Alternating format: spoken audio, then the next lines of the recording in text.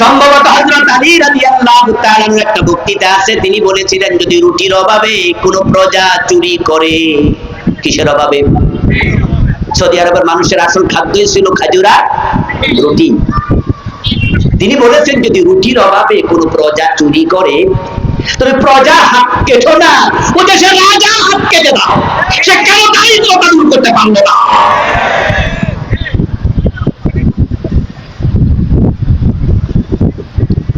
আচ্ছা, এবার বলুন তো, সবাই কি অভাবে চুরি করে? কিছু লোক কি স্বভাবে চুরি করে না?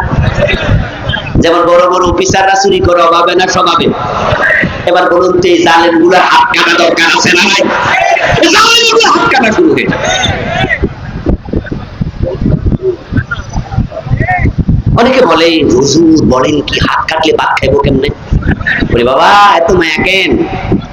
এই জালেমের জন্য এত মায়া কেন যে মানুষের মুখের ঘাস কেড়ে নেয়, অন্যের টাকা কেড়ে নেয়, তাকে আবার খাওয়ার অধিকার দিতে পারি না?